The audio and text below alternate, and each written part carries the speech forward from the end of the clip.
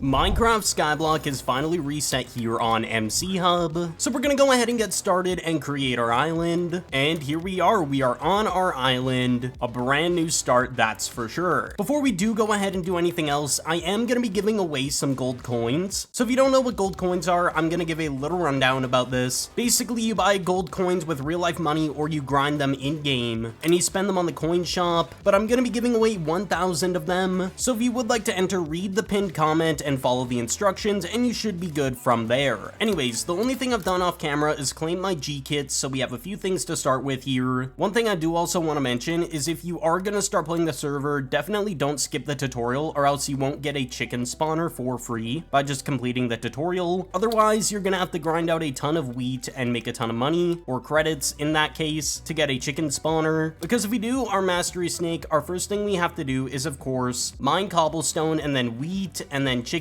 So we need to go ahead and mine some cobblestone on our island. First, we'll go into our PV1, grab our grinder kit. What we'll do is we'll organize our tools, and then we're gonna go to our island. And if you are excited for more Minecraft Skyblock here on MCHub, make sure to leave a like, I'd appreciate it a ton. By default, you do have a cobblestone generator you can mine on your island. As you can see, if we go here, it is updating on our mastery snake, and you have to go through all the progression in order to unlock things. That is pretty much the concept. All right, and there we go. We have done the cobblestone. We now have to move on to wheat. As you can see, we have it done. Let's go to spawn/spawn, and we're gonna head on over to over here or over there, because as you can see how the wheat grows in, it's based off of your mastery snake. So now we're gonna get a ton of wheat by just farming here. And if we do a sell all really quickly, as you can see, we made 20,000 there in no time at all just from the wheat alone. So if we go to our options controls and turn on the attack and destroy toggle, you can actually just click your left click once and then just move around your mouse, and you don't have to hold your left click, which is very convenient. I highly recommend doing that. It helps a ton trying to easily get through all this. And there we go, we got our first farming milestone, which I do recommend doing the milestones if you want to get gold coins very easily. If you do milestones, there are different sections depending on which kind of way you want to go. So farming crops is what we're doing right now. We get 10 gold coins every time we complete one, so it adds up quickly on how many gold coins you're making by just playing the game and not having to spend money at all. But we are slowly getting up on our wheat amount, and we are going to continue farming our wheat. Once we hit chickens to start unlocking that, we have to actually get the spawner first. If we look in spawner shop, it's 10 million in credits, which we could have easily gotten a chicken spawner if we did the tutorial, but I did the skip command for it, which I don't think gives you any of the rewards, if I'm going to be honest, doing the skip command, but you know, it is what it is. Anyways, we should pretty much be done our mastery snake for wheat. We did get another milestone, and there we go, we're done wheat on our mastery snake /ms, and there we go. We have to kill 700 chickens, which we do not have a chicken spawner yet, so I'm gonna have to grind out a ton of wheat for now. I guess that's all I can really do. A good way to speed this up is I am gonna activate a personal booster every time I sell, so I'm gonna disable my booster currently, and then whenever I need to sell, I'm gonna type /boosters, enable a booster, do the sell, disable the booster with the command, and then repeat that process after I farm, which makes the most sense because we want to get the extra bit of credits. And there is currently a global booster active from what it seems, because usually the ones on the scoreboard, if you don't have any active and there's one active, it's currently a global then. So there's a global that stacks on top of that, which is going to be amazing to get us even more currency. So I got to take advantage of the next 50 minutes of farming here. So I'm going to give an update here in a moment.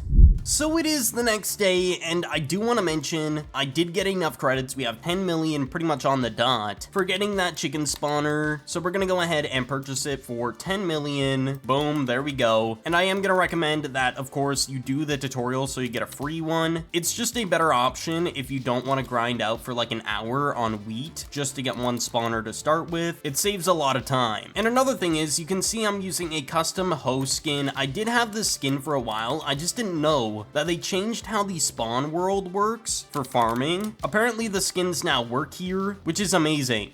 So if I go here, I have the Sinful Hoe. Basically, it's giving me more XP, but we don't get any items every time it activates from what it seems. And the higher the tier crop, the more XP we get. So I'm getting around like 200 XP every time it procs, but I do want to just show it quickly how it works. As you can see, breaks all this area and we get XP. So we have, yeah, went up over 200 XP there from one of these, which is crazy. And that's just on the first crop tier as well. But we're going to go to the island and we're going to set up our first original area that we want to use for for our CPU. We're gonna turn on our chunks, and we're gonna go over to here and go out to how we did it last map, because in a collection box unit, it's a 1 chunk radius depending on where you place the CPU or collection box unit, and essentially you can upgrade the radius for the chunks around it. So that center chunk there, if I upgraded it once, it would go all around. I only need a 3x3 for what I do, but some people need these 7x7, which is insane. I don't know how they do it and why they do it, but either way, we are gonna make a area out here, so we need to grab some blocks. We have barely any currency, so we need to find a cheap block. We're gonna do stone brick. We're gonna buy as much of this as we can. Okay, so we're out to the area we need to be at, and we're gonna go here, do a little outline. I don't think we can fill it in, which is unfortunate, and I put all my tools in PV1 because I wasn't really using them, and I needed to gather more wheat when I was farming. But there we go, we got our platform out here. I am gonna go ahead, do fast place, and we're gonna do 16. This essentially places the blocks in like this, depending on the direction you're facing or placing. So let's see if we have enough to actually fill this in.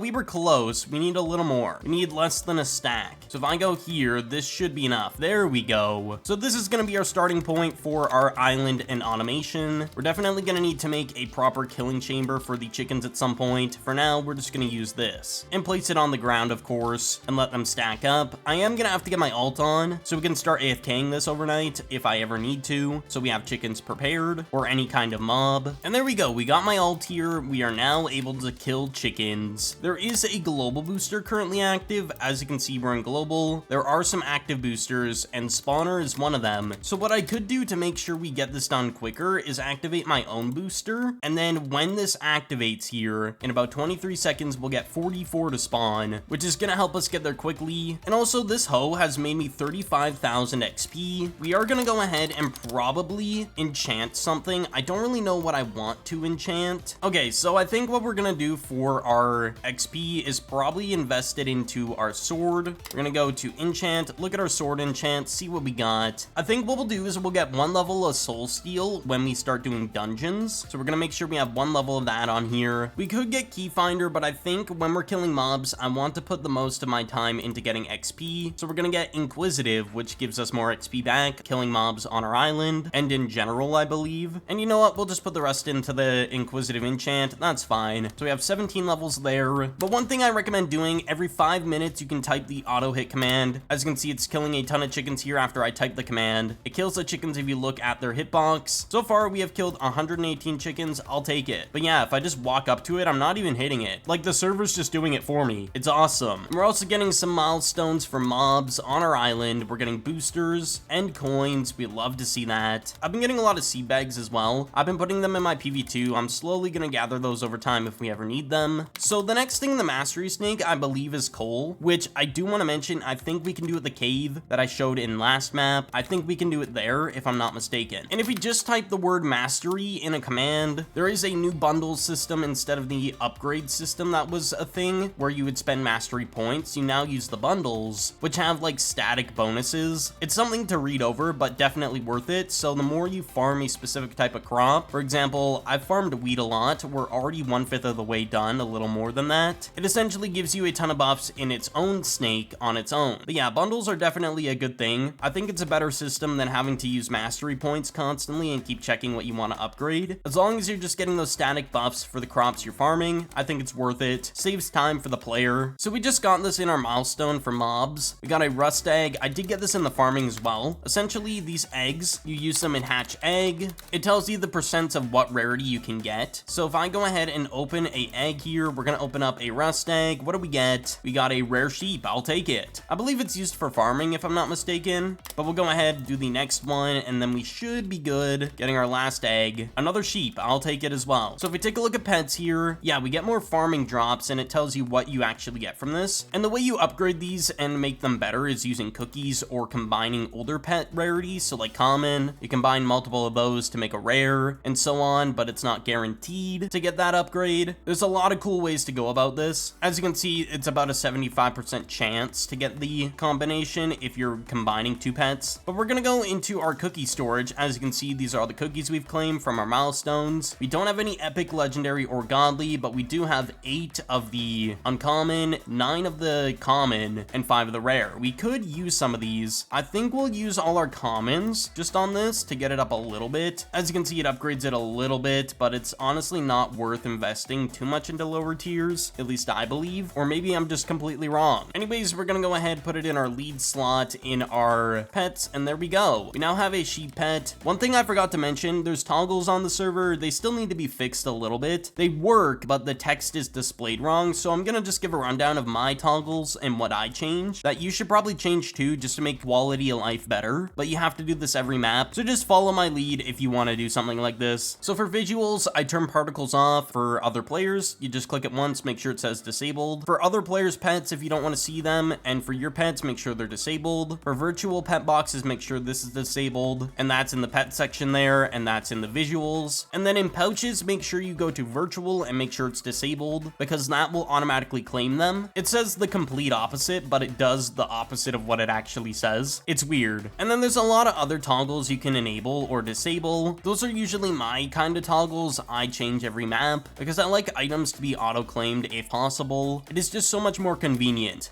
Anyways, I'm gonna kill the rest of these chickens and we're gonna move on to the cave and get coal going. So we're about a little under 50 kills away. Auto hit's gonna turn off in about 30 seconds and we should be at our next mastery. Let's take a look. Yep, we're on coal. So we're gonna do /cave enter and we're finally back at the cave once again. One of my biggest recommendations if you're gonna mine in the cave is definitely get speed. And what I mean by that is the sprinter enchant. So if you want to get a lot of more blocks mined, you go ahead and upgrade the sprinter enchant on your boots. I'm gonna do it once for now and then try and get the second tier and then work to the third, because then we can mine more blocks quicker at a faster pace. And of course, make sure you have your toggle for attack and destroy on when doing this, because it's just easier to do. But is this counting towards our mastery, Snake? Yes, it is. Okay, perfect. We'll be done this in no time, and then we can work on, what is it? Beetroot, which we can do at spawn as well. And we have to get a ton of money from that anyways, to work towards our next spawner, which I don't think we're gonna get that done today. It's about 20 million credits, but we're still gonna hit the requirement of trying to get there, and then I'll have to grind some beetroot off camera. If you go into the cave menu, we can actually look at our core bank, and we can actually withdraw this